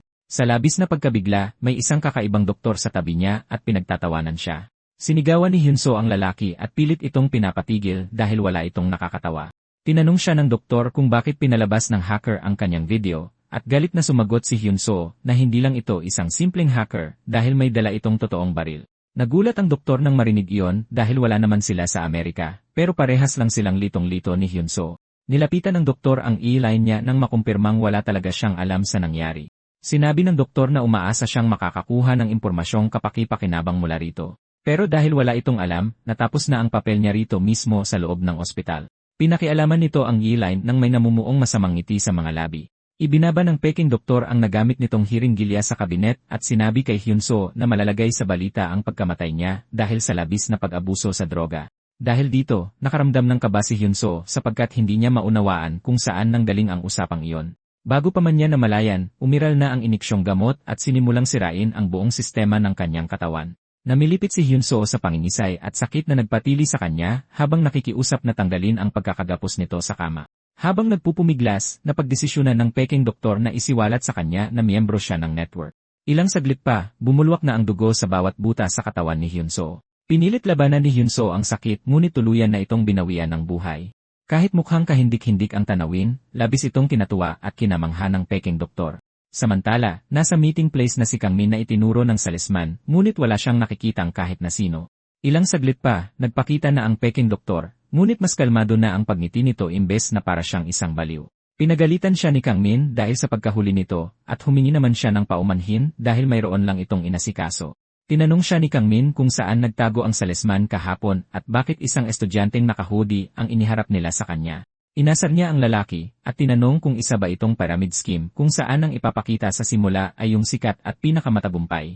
Itinanggi ito ng lalaki sabay sabing medyo simple lang ang damit niya pero marami pa itong itinatago. Inilabas nito ang susi ng kotse sa kapinindot ito. Tumulog ang kotse at nang lumingon si Kang Min, bumulaga sa kanya ang isang Rolls Royce. Laking gulat ni Kang Min kaya mabilis niyang nilapitan at dinilaan ang kotse, habang sinasabi na ang pagpili sa network ang pinakamagandang desisyong ginawa niya sa tanang buhay niya. Inaya siyang pumasok ng lalaki at nasasabik na sumakay sa loob si Kang Min. Inilabas niya ang kanyang ulo para salubungin ang hangin habang masayang iniisa-isa ang bawat detalye ng Rolls Royce. Sinubukan siyang saway ng lalaki dahil mapanganib iyon pero wala namang pakialam si Kang Min. Dahil dito, idinetalye pa ng peking doktor ang mga kalunos-lunos na pwedeng mangyari sa kanila kung bumangga sila diretsyo sa highway. Nangilabot si Kang Min sa bawat sinambit nito at napilitang ipasok ang ulo bago magtanong kung inaral ba niya kung paano mamatay ang mga tao. Ginulat siya ng lalaki at sinabing mas pamilyar siya roon kapag kamatayan na ang pinag-uusapan. Nagpanggap na inosente si Kang Min at nagsabing hindi niya naintindihan ang pinagsasasabi nito. Pero ginulat siyang muli nang tawagin siya sa pangalan ng kontraktor nito. Natulala si Kang Min nang marinig niya ito at nanlaki ang mga mata dahil sa pagkagulat. At doon niya ibinagsak ang pinakamalaking pasabog nang ipakilala niya ang kanyang sarili at ibunyag na siya mismong taong hinahanap ni Kang Min, si Lee Sin. Kanina, kinita ng salesman ang kanyang boss na dapat sanay si Lee Sin. Ipinaalam nito na malinis at plansado na ang lahat, simula sa mga fingerprints, bakas ng dugo, IT footage, at iba pa. Siniguro niyang nabura na lahat ng pagkakakilanlan ni Kang Min, ngunit sinabi niya rin sa boss na hindi man lang nagpakita ng sugat ang saksing si Hayon. Para ayusin ang naging gulo kay Hayon, gumamit sila ng gamot para burahin ang nakaraan nito. Labis ang pagtataka ni Lee Sin kung paano nakaligtas at walang galos na natamo si Hayon sa kwartong napuno ng butas mula sa bala ng baril. Ginamitan niya ng medikal na pananalita ang salesman at iginiit na hindi lang nila siya basta-basta maibabaon sa limot kahit pa walang pinsala ang pisikal na katawan nito. Nalilitong nakatayo doon ang salesman at inasar siyang madalas kasi itong manood ng mga medical drama bago matulog. Pagkatapos ay nilabas ni Lee Sin ang kanyang telepono para kunan ng litrato ang kanyang sarili habang nakangiti na parang isang tunay na psychopath. Binaliwala ng salesman ang kanyang pag-inarte at sinabing inimbestigahan niya si Kang Min na agad nakakuha ng kanyang atensyon. Binitawan niya ang telepono, at binanggit ng salesman na sa papel, isang ordinaryong estudyante lang si Kang Min, pero base sa mga nalaman niya, peke ang lahat sa database ng paaralan nito. Lumalabas na chinek niya ang pagkakakilanlan ni Kang Min sa pamamagitan ng isang international broker, at dito niya natuklasan ang malagim na katotohanang galing siya sa Pilipinas at isa siyang contract killer. Nawala ang ngiti sa mukha ng kanyang boss dahil hindi siya makapaniwala na isang profesional na mamamatay tao ay mag-aksaya ng oras para makipag-away sa mga estudyante. Sinabi ng salesman na hindi rin siya naniwala rito, kaya mas nag-imbestiga pa siya, at napagtanto niyang ang organisasyong kinabibilangan nito ay ang Batala. Nawala ang emosyon sa mukha ng peking doktor nang marinig niya ito, at tinanong niya ang salesman kung tama ba ang pagkakarinig niya. Sumagot ng ang salesman, at agad na napalitan ng pananabik ang ekspresyon sa mukha ng peking doktor. Dahil galing si Kang Min sa pinakamagaling na grupo ng mga contract killer sa Pilipinas, napagdesisyonan niyang kailangan niya itong harapin ng personal. Ngayon sa kasalukuyan, natigilan si Kang Min habang nagpapakilala si Lee Sin sa kanya sa loob ng sasakyan. Walang kontrol ang pagkabog ng dibdib ni Kang Min dahil ang target niya umano ay si Lee Sin. Dahil nakaupo siya sa harap ng tila isang napakadelikadong lalaki, pumunta siya sa defensive stance na parabang gusto niyang bunutin ang kanyang armas. Lumapit si Lee Sin na may ngisi sa mukha at tinanong si Kang Min kung iniisip ba nitong patayin siya doon mismo. Ngumiti si Lee Sin, at sinabihan si Kang Min na mag-isip ng mabuti dahil imposibleng harapin niya ang isang taong kasing delikado nito nang hindi handa. Tinuro niya ang labas at lumingon si Kang Min para makitang napapalibutan na sila ng maraming armored yagi. Sinabihan siya ni Lee Sin na kumalma at huwag gumawa ng anumang katangahan. Mas lalo pang ginulat ni Lee Sin si Kang Min nang tawagin niya ito sa profesional na pangalan nito, Spade A, habang binubuksan ang loob ng jacket niya para ipakita ang insignia ng Spade. Nagsalita na rin sa wakas si Kang Min pero isang reaksyon lang ang tanging nasambit niya. Inamin ni Kang Min na nasa masama siyang sitwasyon, at sa kabilang banda, isa pang casino dealer na nagtatrabaho para sa Batala, si Heart 3, ay nakikipagkita sa pangunahing dealer ni Kang Min. Lumalabas na si Heart 3 ang nag-ayos ng profile ni Kang Min para sa misyon, at ginawa niya ito ayon sa gusto ng pangunahing dealer. Gayunpaman, tinanong ni Heart 3 ang dealer kung sigurado na ba ito sa desisyon niya. Ipinaalala niya rito na siya mismo ang nagturo sa kanya na laging tiyaking walang butas ang mga pagkakakilanlan. Gusto niyang malaman kung bakit sinadya niyang mag-iwan ng mga butas, at tinanong kung isa ba itong paraan para mailigpit si Kang Min. Sumagot ang blonde na dealer na hindi iyon ang dahilan. Sinabi niyang kailangan nilang gawin ito para marating ni Kang Min ang kaibuturan ng kalabang organisasyon sa pinakamaikling panahon. Dinagdag niya na ang desisyong iyon ay ginawa mismo ni Kang Min. Ngumiti si Heart 3 dahil napagtanto niya sa wakas na sadyang inakit lang ni Kang Min ang kalabang organisasyon na hanapin siya sa lalong madaling panahon. Gayunpaman, naku-curious pa rin si Heart 3 sa mangyayari dahil hinding-hindi papayag ang The Network na manood lang at hayaan si Kang Min na gawin ang misyon niya. Naniniwala siyang paghihiwa-hiwalayin nila si Kang Min o kaya'y titiyaking mamamatay ito sa pinakamalupit na paraan. Kalmadong binuksan ng dealer ang lalagyan ng asukal para kumuha ng asukal sa kanyang tsaa, habang tinatanong si Heart 3 kung alam ba nito ang perpektong paraan para manlinlang ng tao. Sumagot si Heart 3 na sa pamamagitan ng honey trap, pero sinabi ng dealer na ang pinakamagandang paraan ay ang haluan ang katotohanan ng isang kutsarang kasinungalingan. Binanggit niya na ito ay isang simpleng paraan ng paghahalo ng isang kutsara ng kasinungalingan sa 100% na katotohanan. Pagbalik sa Rolls-Royce, sinabi ni Lee Sin kay Kang Min na alam niya ang tunay na dahilan kung bakit ito pumunta sa Korea gamit ang isang pekeng pagkakakilanlan. Gumawa ng sapantaha si Lee Sin na tinatanong si Kang Min kung pinaghahanap ba siya ng Batala. Ipinagpatuloy niya ang kanyang sapantaha na sinasabi kay Kang Min na medyo padalos-dalos ang ginagawa nito. Nagdesisyon sa wakas si Kang Min na magsalita at kaswal na sinabi kay Lee Sin na may nangyaring sobrang nagpagalit sa kanya.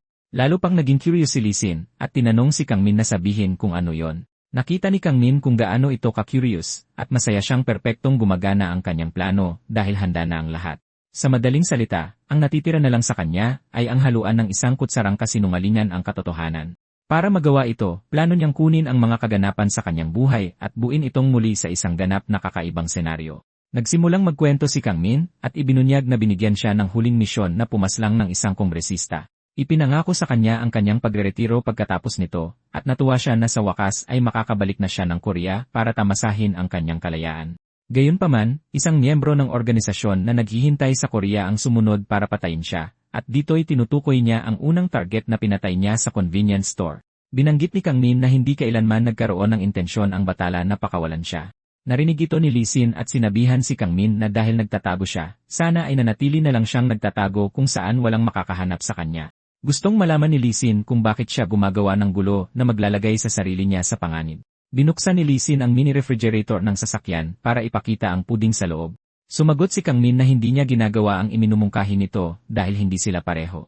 Pagkatapos ay sinabi ni Kang Min kay Lee Sin ang isang kasabihan na kung gusto mong magtago ng aso, dapat mo itong itago sa isang cave. Binanggit ni Kang Min na halatang gugustuhin ng batala na patayin siya balang araw, kaya gusto niya ng proteksyon mula sa kanila. Kinuha ni Kang Min ang puding at iniabot ito kay Lee Sin na sinasabing garantiyahan ang kaligtasan niya at kapalit nito ay magtatrabaho siya para dito. Kinuha ni Lee Sin ang tasa at tinanong si Kang Min kung hindi ba siya humihingi ng sobra mula sa isang organisasyon na puro estudyante lang ang miyembro. Ginulat ni Kang Min si Lee Sin sa isang agresibong galaw at tinanong kung nagkamali ba siya ng napuntahan dahil ang The Network na alam niya ay isang grupo ng mga contract killer. Pabalik sa cave, sinabi rin ng dealer kay Heart 3 na ang mga menor de edad na miyembro ay isa lamang panggulo. Sa totoo lang, sila ay isang grupo ng mga pwedeng itapon na panakip butas para pagtakpan ang mga pagpatay. Pagkatapos ay tinanong ni Heart 3 ang dealer kung ibabaon na lang sa limot ang pagkamatay ni Kang Min, pero tiniyak ng dealer na hindi mangyayari iyon. Nagulat si Heart 3 kung gaano siya kumpiyansa, at tinanong ang dealer kung bakit ganoon na lang ang kumpiyansa nito sa mga sinasabi niya. Nagbuntong hininga ang dealer, na sinasabi kay Heart 3 na walang malaking dahilan para rito kundi dahil si Spade o ang pinag-uusapan nila. Ngayon sa Rolls-Royce, tiniyak ni Lee Sin kay Kang Min na ang alok nitong sumali sa kanila ay talagang kaakit-akit, pero tatanggihan niya ito. Nagsimula siyang magsalita ng kung ano-ano, na sinasabing sapat na ang narinig niyang mabulaklak na salita, bago sinabi kay Kang Min na may posibilidad na hinaluan nito ng kasinungalingan ang mga katotohanan niya. Hindi rin niya alam kung nilapitan ba ni Kang Min ang organisasyon na may sariling nakatagong motibo na para bang lason sa inumin. Patapos na si Lee Sin sa kanyang sinasabi ng putulin siya ni Kang Min, na sinasabing natatakot siguro ito sa isang madugong labanan kontra batala dahil alam niyang hindi sila mananahimik kapag kinupop siya nito. Tinuya ni Kang Min si Lee Sin, na sinasabing siguro nga ay takot na takot ito sa batala, kaya nagdala siya ng napakaraming tauhan para lang makipagkita sa isang tao. Ipinagpatuloy ni Kang Min ang pagsasalita hanggang sa galit na hinawakan siya ni Lee Sin mula sa likuran, at sinabing ang The Network pa rin ang mananaig sa labanan kontra batala. Maya-maya pa, dumating sila sa tila isang inabandonang amusement park. Ipinahayag ni Kang Min ang nostalhiyang nararamdaman niya dahil matagal-tagal na rin mula noong makapunta siya sa isang amusement park. Gayunpaman, nang makita ang sirasirang kalagayan ng parke, tinanong niya kung Halloween season na ba. Pagkatapos ay sinabi ni Lee Sin na matagal nang sarado ang parke. At dahil walang tao, wala ring mga hisis camera rito. Binanggit ni Lee Sin na ang amusement park ay perpektong lugar para magtapon ng bangkay, at binuksan niya ang trunk ng kotse para ipakita ang body bag na nasa loob. Binanggit ni Lee Sin na ang unang plano niya ay patayin si Kang Min kasama ng taong nasa loob ng body bag, pero nagbago ang isip niya. Habang binubuksan ang bag, sinabi niya kay Kang Min na may gumugulo sa isip niya noong una siyang nakatanggap ng ulat tungkol sa kanya. Nagtaka siya sa katotohanang walang natamong sugat si Hayon sa lugar ng labanan, at gusto niyang malaman kung bakit nito pinrotektahan ang babae. Tinanong niya kung para ba ito iwasang madamay ang ibang tao o sadyang ayaw lang nitong gumawa ng eksena. Pinaalalahanan siya ni Lee Sin na ang layunin niya ay lagyan ng target ang kanyang sarili, kaya mas nalilito siya sa lahat ng ito. Binuksan ni Lee Sin ang bag at tumambad ang tao sa loob na lumabas na si Hayon, na bugbog sarado. Nakatakip ang bibig niya ng duct tape, at nakagapos din siya gamit ang isang makapal na kadena. Tinanong ni Lee Sin si Kang Min kung pinrotektahan niya ito, dahil nagustuhan na niya ito. Nabigla si Kang Min nang makita sa ganoong kalagayan si Hayon, at tinanong niya kung ano ang sinusubukang gawin ni Lee Sin. Sumagot si Lee Sin na gusto niyang makita kung talagang magaling na asset si Kang Min, at kung siya nga ba talaga si Spade ng batala. Inabot ni Lee Sin ang kanyang kutsara, na inuutusan siyang patunayan ang kanyang sarili. At walang pag-aalinlangan, itinutok ni Kang Min ang kutsara kay Hayon. Samantala, makikita ang mga kaibigan ni Hayon sa isang cave na uma-order ng parfait kasing taas ng Eiffel Tower. Nagtataka ang tatlo sa biglaang pagkawala ni Hayon dahil sinubukan nilang tawagan ito pero hindi makontak ang linya niya. Pabalik sa amusement park, naiwang namimili si Kangmin. Ang pangunahing target niya, na si Lee Sin, ay literal na nasa harapan niya. At kung papatayin niya ito, tapos na ang misyon. Gayunpaman, ang problema ay hindi niya alam kung ito ba ang totoong Lee Sin o hindi. Iniisip niya kung set up lang ba ang taong ito para subukan siya. Sa puntong ito, alam niyang 50-50 ang tsansa dahil kung papatayin niya ang taong nakatayo sa harap niya at lumabas na peke ito, malalaman ng totoong Lee Sin ang pakay niya at agad na maglalaho. Dahil dito, alam ni Kangmin na hindi siya pwedeng kumilos ng padalos-dalos, kaya ang tanging magagawa niya sa ngayon ay sakyan ang trip ng lalaking nag-aangkin siyang si Lee Sin. Saktong sandaling iyon, sinaksak ni Kangmin si Hayon gamit ang kutsara na gumulat kay Lee Sin. Pero hindi na rin nakakagulat, ang katawan ay lumabas na isang peke. Nakita ni Lee Sin kung gaano siya kakalma, at tinanong siya kung kailan pa niya na lamang peke ang katawan. Sumagot si Kangmin na alam na niya sa simula pa lang. Sinabi niya kay Lee Sin na kahit gaano pa kaperpekto ang disgise, walang paraan para gayahin ang natural na hubog o tigas ng laman ng isang tao. Tinatanong pa rin siya ni Kangmin kung bakit siya gagawa ng ganoong klaseng pagsubok ng umalingaw sa system ng parke ang boses ni Lee Sin. Lumingon si Kangmin para makitang naglaho na si Lee Sin, at nasa control room na siya ng parke ngayon. Kinausap niya si Kangmin sa mic, na sinasabing pinaghirapan niya itong gawin para gulatin siya, pero masyadong boring ang naging reaksyon niya. Inamin ni Lee Sin na ang tao sa loob ng body bag ay isa lamang pekeng nagbalakayo bilang kaibigan niya. Inamin ni Leson na ang totoong katawan ay pag-aari ng isang miyembro ng network. Bago pa man ito mapagtanto ni Kangmin, nasa likuran na niya ang taong nasa trunk, at ipinaalam sa kanya ni Leson na isa rin itong kontraktor. Sa katunayan, dati siyang miyembro ng network, kaya maituturing siyang isang taksil. Tinanggal ng taksil ang maskara ni Hayon sa kanyang mukha para ipakita ang kanyang totoong mukha. Isa pala siyang lalaking blonde na may berdeng mata, at Lee Daniel ang pangalan niya. Kinabahan si Kangmin nang makita niya ito, at tinanong niya si Lee Sin kung may tagong motibo ba sa likod ng lahat ng ito. Pinuri ni Lee Sin ang kanyang pakiramdam, at sinabing may isang bagay silang pagkakatulad, at ito ay ang katotohanang pareho silang pinaghahanap ng kani-kanilang organisasyon. Dahil dito, nabanggit ni Lee Sin na naghanda siya ng isang resurrection match. Ibinunyag ni Lee Sin na isa itong laban hanggang kamatayan, kung saan ang sinumang manalo ay opisyal na magiging miyembro ng network. Idineklara ni Lee Sin na simula na ng laban, at hindi na nag-aksaya ng oras si Daniel para umatake. Inihagis niya ang kanyang mga kadena kay Kangmin, pero agad na nakaiwas si Kangmin bago pa siya tamaan. Napakalakas pala ng puwersa ng pag-atake, dahil nahati nito sa gitna ang Rolls-Royce. Ngumiti ng nakakakilabot si Daniel habang sinasabing isa siyang alagad ng sining na ipinagmamalaki ang kanyang trabaho. Nakatalon si Kangmin sa kabilang bahagi ng atake na hindi kalayuan sa kung saan ito tumama. Tinanong ni Kangmin si Daniel kung ano ang pinagsasasabi nito, at muling sumugod si Daniel habang ipinagmamalaking isa siyang artist na pumapatay ng mga tao para gawing sining ang mga ito. Nagpakawala ulit siya ng panibagong mapanirang atake gamit ang mga kadena, pero tulad kanina, mabilis na nakaiwas si Kangmin. Ipinagpatuloy ni Daniel ang pagkukwento tungkol sa ginagawa niya sa kanyang mga biktima, at sinabing sobrang saya niya nang paglaruan niya ang huli niyang target. Nabanggit niya na ginamit niyang palamuti ang pamilya ng target, at sinabi niya ito habang dinidilaan ang kanyang mga labi para ipakita kung gaano niya ito nagustuhan. Dahil dito, napagtanto ni Kangmin na hindi lang pumapatay ng mga inosente si Daniel, kundi pinagkatuwaan din niya ang mga bangkay nito. Hinawakan ni Kangmin ang isa sa mga chain wheel sa parke, at mabilis siyang tumakbo papunta kay Daniel. Nasabi ni Kangmin na hindi lang isang baliw si Daniel, kundi isa ring baliw na nag-akalang isa siyang artist. Inihiwa niya ang kadena sa leeg ni Daniel, at nakaramdam ng matinding panganib ang buong katawan ni Daniel. Tila nakapulupot na ang kadena sa leeg ni Daniel, pero sa huling sandali, inihagis niya ang kanyang ulo patalikod para iwasan ang atake ni Kangmin. Napigilan siya ng atake ni Kangmin, pero nanatili siyang kalmado, at sinabing tatanggapin niya ang sinabi nito bilang isang papuri. Pinagdikit ni Daniel ang kanyang mga braso at binali ang mga kadena habang nakaharap at nakangiting nakatingin kay Kangmin. Direkta siyang tumingin sa mga mata ni Kangmin habang inaatake siya nito, at ikinukwento ng detalyado ang mga karumal-dumal niyang plano. Nag-iwan ng matinding pinsala sa lupa ang kanyang mga hampas na tumulak kay Kangmin patalikod, at sinabi ni Daniel na plano niyang masahihin ang mga kasukasuan at kalamnan ni Kangmin bago pa man manigas ang bangkay nito. Pagkatapos nito, plano niyang ibabad ang katawan ni Kangmin sa hydrogen peroxide para ipakita ang kanyang pagkawala ng pagkatao. At para sa kanyang baliw na pagtatapos, gusto niyang ituhog ang katawan ni Kangmin sa isang poste bilang simbolo ng ninakaw na kalayaan.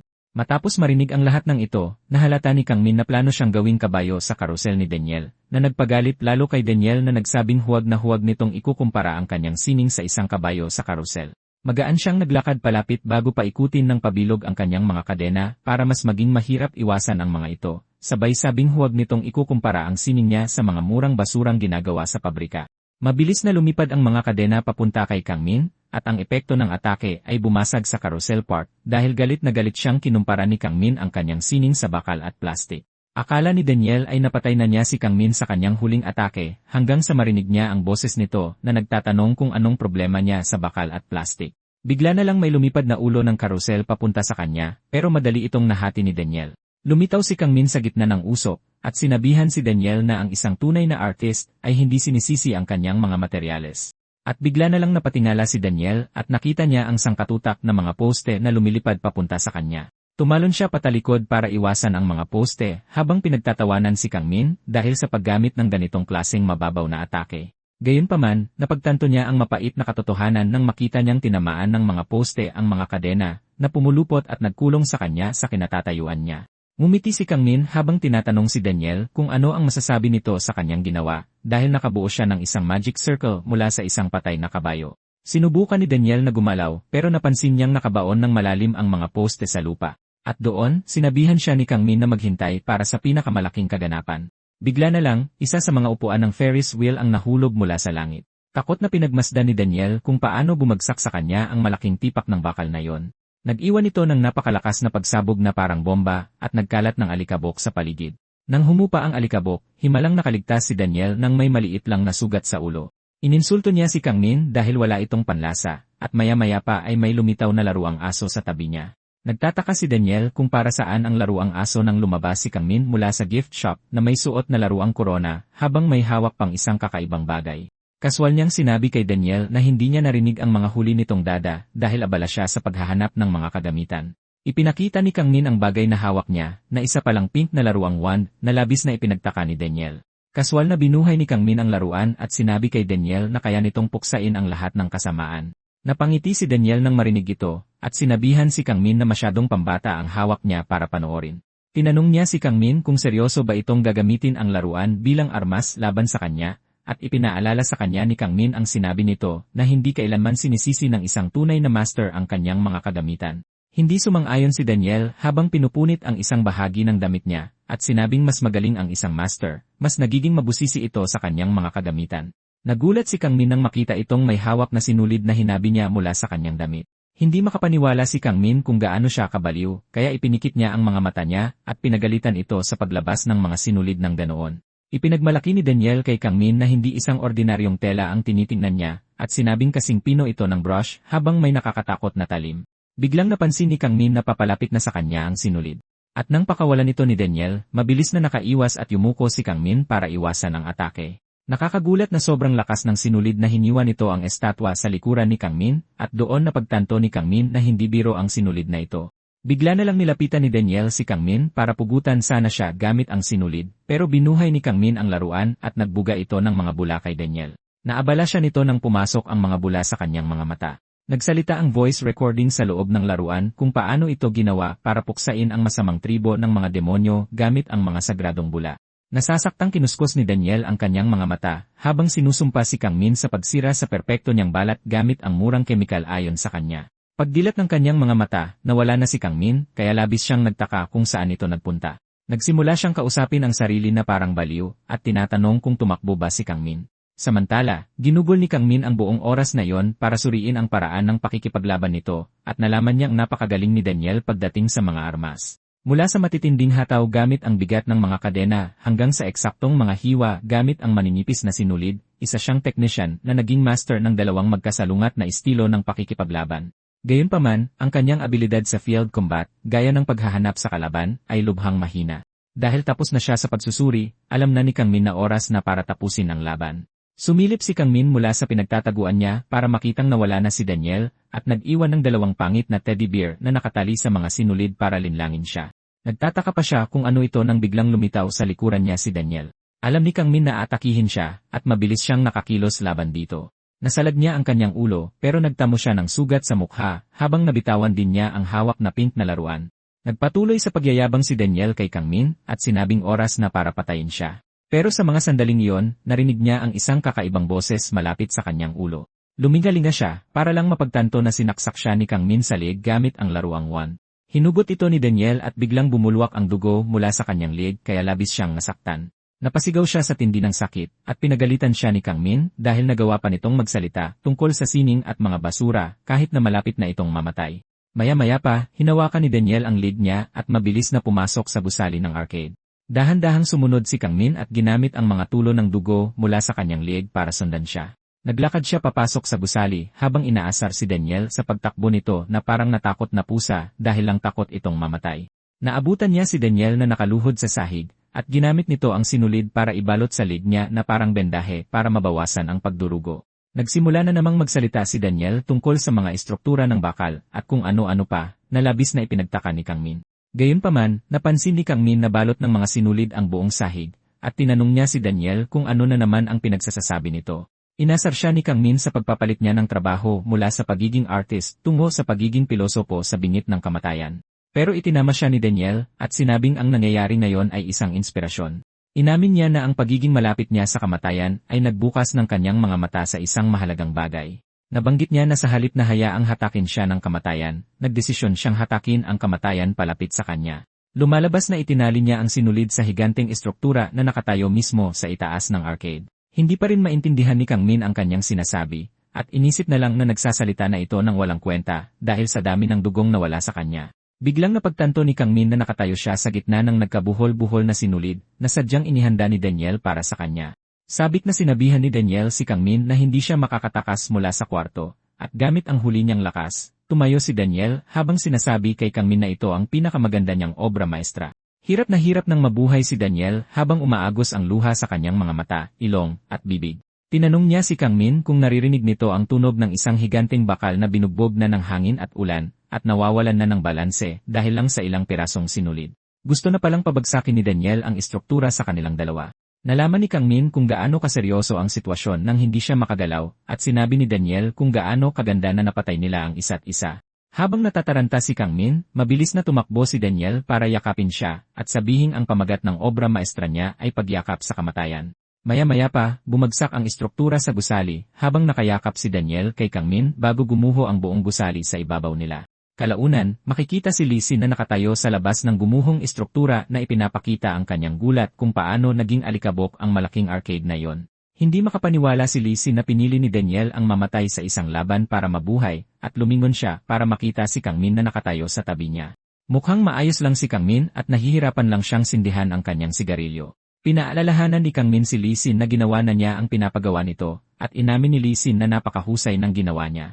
Lumalabas na iniwan ni Kang Min si Daniel na buong-buong nakagapos sa sarili nitong sinulid na parang isang souvenir. Pumalakpak si Lee Sin para kay Kang Min, sinasabing pumasa siya ng buong husay, at tiniyak sa kanya na mula sa sandaling iyon, ang network na ang maninigurado sa kaligtasan niya. Sasabihin na sana niya ang kanilang kondisyon nang sumingit si Kang Min, tinitiyak na papatayin niya kahit sino man ang gusto nilang ipapatay, kaya hindi na sila dapat masyadong mag-alala. Ilang araw ang lumipas, makikita si Kang Min na naglalakad pa uwi galing paaralan, nagtataka kung bakit hindi pa rin nakikipag-ugnayan sa kanya ang network kahit na nakuha na siya nito. Pagdating niya sa pintuan at pag-type ng kanyang passcode, bigla siyang napahinto nang mapagtanto niyang may pumasok sa loob ng kanyang bahay.